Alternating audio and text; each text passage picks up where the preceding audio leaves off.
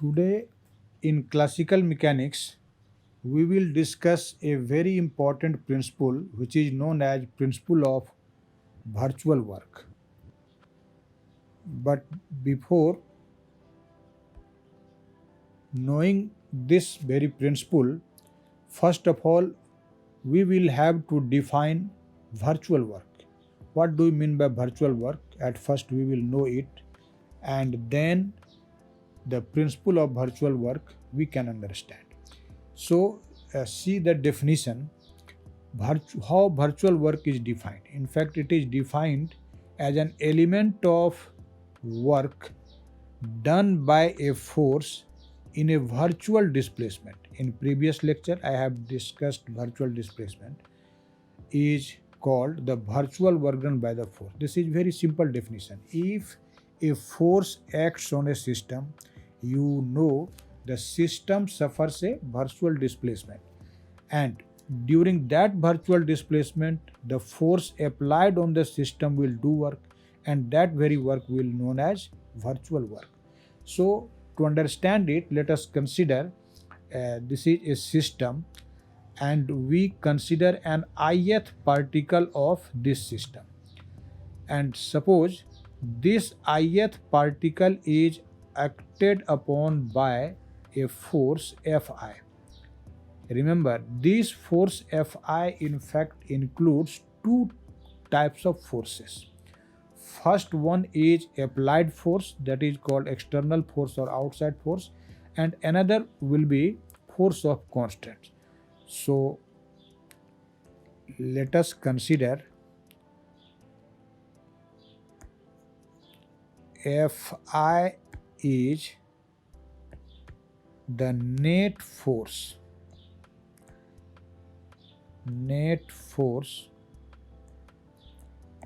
acting on the ith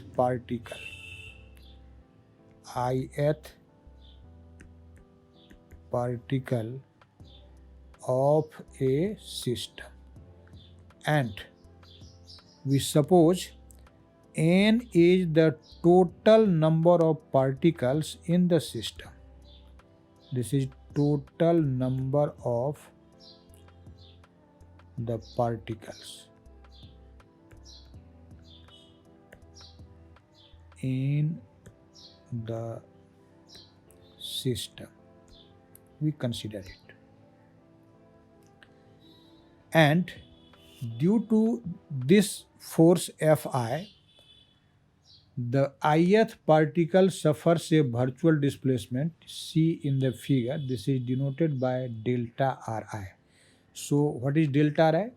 This is actually the virtual displacement suffered by the particle. So delta Ri is equal to virtual displacement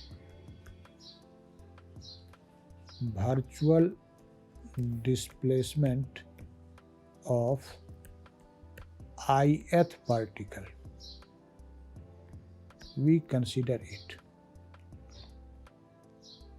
and as I have told you, this force Fi includes two types of forces. First one is Fia. This subscript A is for applied force, that is external or outside force, and plus Fic. C is for force. C is for the word constant, so it is called force of constraint. So here Fia is applied force. This is applied force,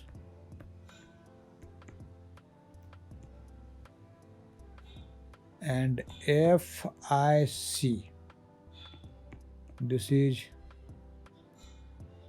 force of constraint.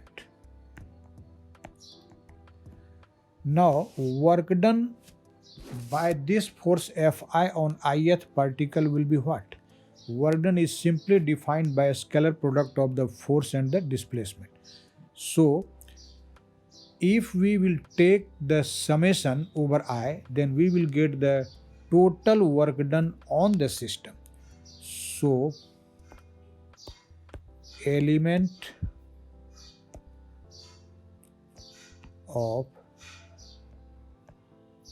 the virtual work done, virtual work done. If we denote this work by delta W, then this is equal to summation over I Fi dot delta Ri, and we may write it summation over I Fia plus Fic dot delta Ri. This is virtual work done on the system by the total force, that is force which is applied on the system from outside and the force of constant. Now we will define an important term that is called ideal constant. What is an ideal constant? Ideal constant. We simply define ideal constant as a constant due to which, or you may say, if the work done by a force of constant is 0, then such a constant is called an ideal constant. So we may say that a workless constant is ideal constant. So if work done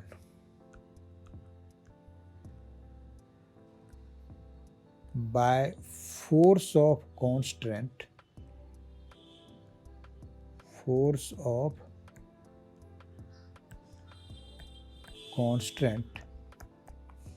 is 0, then it is called an ideal constant.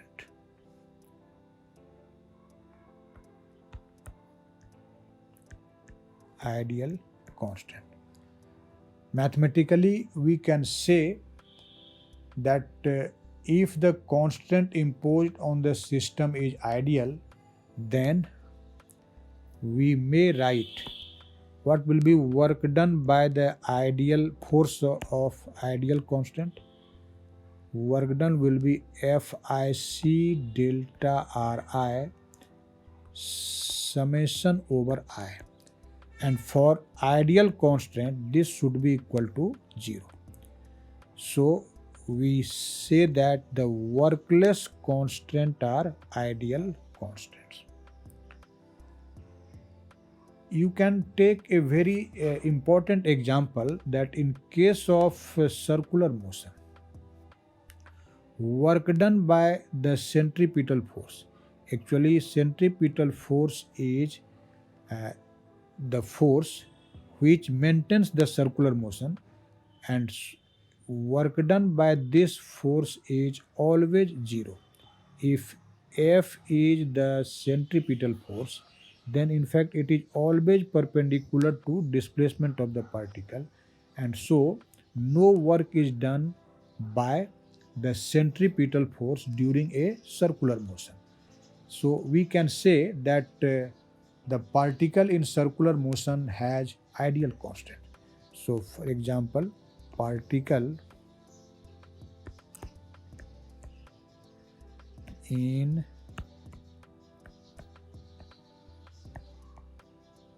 circular motion, particle in circular motion has ideal constant.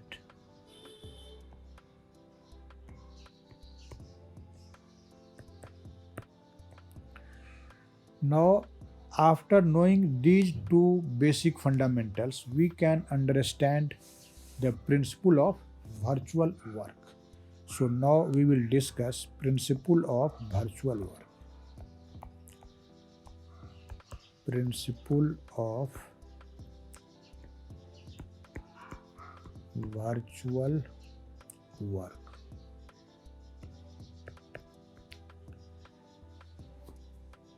This principle is actually the necessary and sufficient condition for the equilibrium of any material system with ideal constants. If a system is under an ideal constant, then in what condition the system will be in equilibrium, this principle states. And in short, we can say that a system under ideal constant is in equilibrium when the virtual work done by the applied force on the system is zero. This principle says a system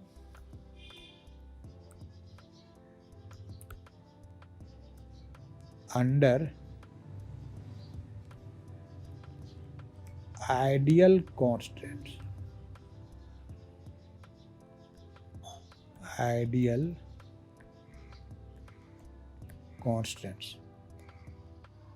is in equilibrium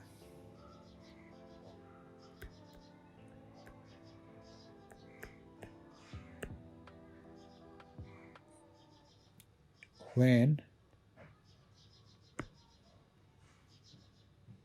work done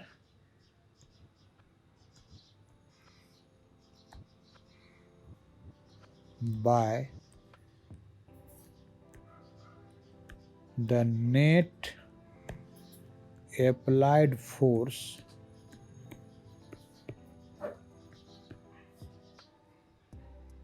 during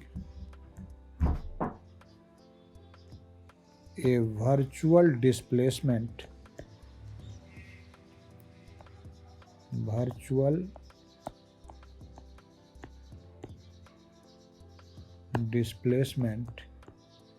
is zero. In fact, this is the necessary and sufficient condition for equilibrium of the system. So mathematically, what we can say? Mathematically, we can state this principle as summation over I FIA dot delta Ri, this should be equal to 0. This is the mathematical form of principle of virtual work. Remember, I is the limits of I are 1 to n.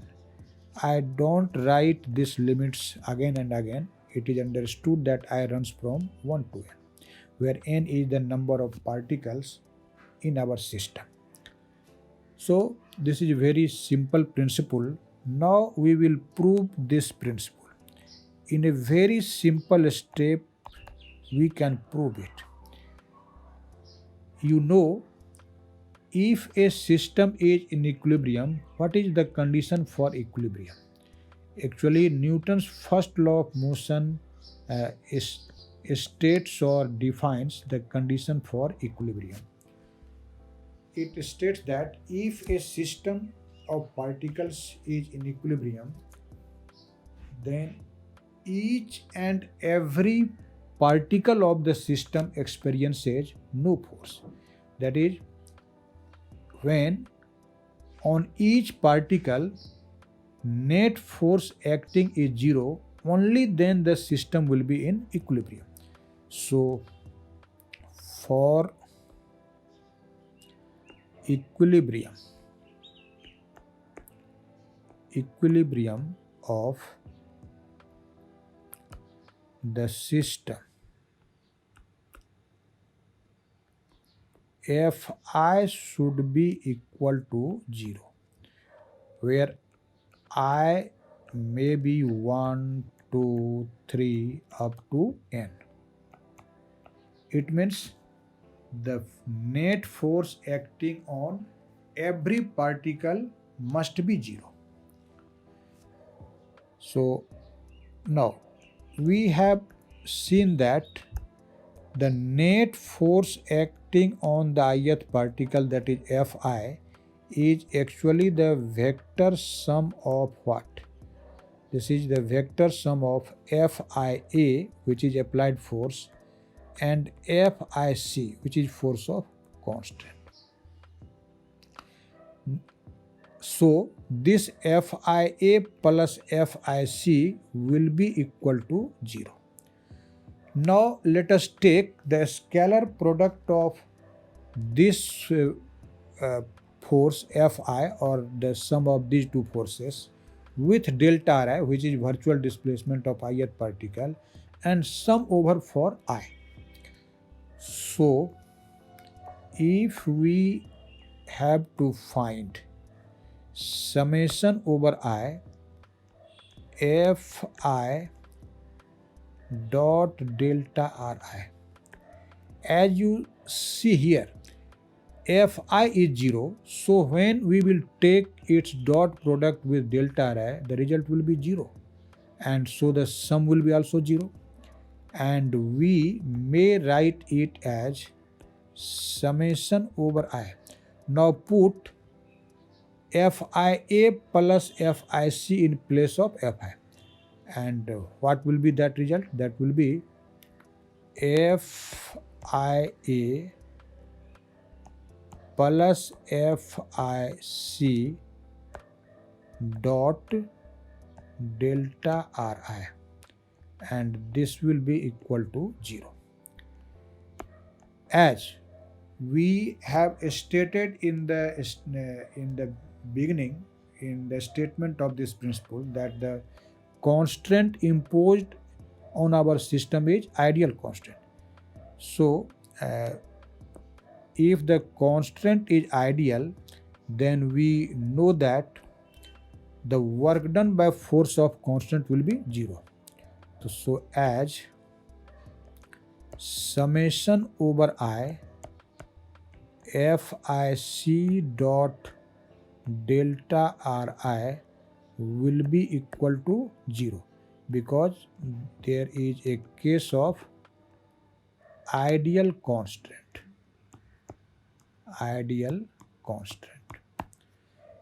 Therefore, what will be our result?